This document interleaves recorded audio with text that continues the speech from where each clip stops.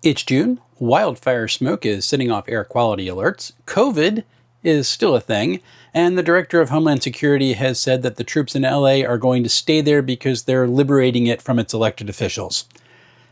The general suckiness of the world is causing my brain to want to shut down and just take a very long nap, but the darn thing keeps booting back up again, and I blame the coffee.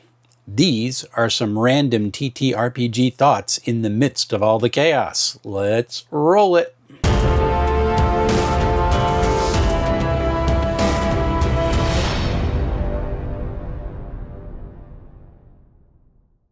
Before we begin, I want to shout out everyone who has liked, commented, and subscribed to the content on this channel. It helps really a lot.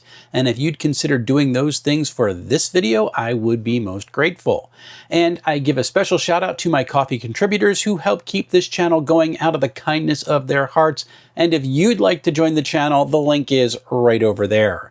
Also, don't forget to check out my merch store for t-shirts and hoodies, including this one with the proud exhortation, roll some dice. Worlds are waiting. With that out of the way, let's get to the randomness. Sometimes when a planned session falls through, there just isn't enough time or energy to shift gears into something else and continue on. And I know there are people who say never cancel a session, but sometimes your mental health just makes it necessary. It appears that YouTube really likes videos entitled My Favorite Game, and I'm really glad folks are enjoying it. You can check it out over there. Over on my Discord, we had a really interesting discussion on the concept of number bloat that is prone to occur in roll high and add the modifier systems. I hadn't realized how much I'd come to prefer games without the old school armor class concept until that conversation. It's nice to learn a little bit about myself that I hadn't really realized. Okay, kings are great for fantasy role-playing games, or even in science fiction RPGs. But here in the United States, we tossed a king out. It needs to be kept that way. I am amazed by the things people know about the history of the hobby, which turn out to either be wrong or misunderstood, including me. Reading The Elusive Shift has been a really wild experience. I made my first character for Scratch Nuts this week. It is for a Weird West game, and my character is a professional sidekick. I like that idea. I have to make sure he gets a frying pan. I had to drop out of the Shadow Dark game that I'd signed up for at Crit, but I did pick up a Call of Cthulhu game, and that'll be the first time I have ever played that system. So I'm looking forward to it. It's going to be a lot of fun. Check out Crit and look for any openings to see if you can play yourself.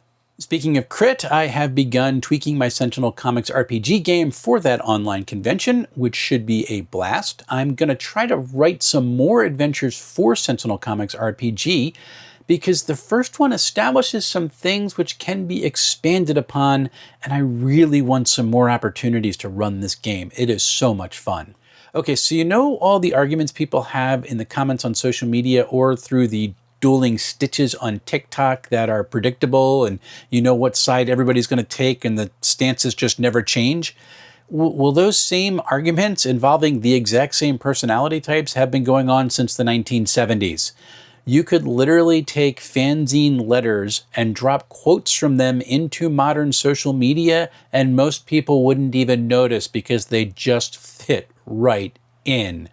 And if you include the same types of arguments in miniature war games, well, they've been going on even longer.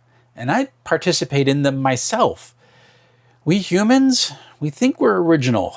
We're really, really strange about that. I'm going to be doing a lot of reading about gaming while I am on sabbatical, and I'll be focusing on the hobby's history, some design theory, and how TTRPGs are used in therapy.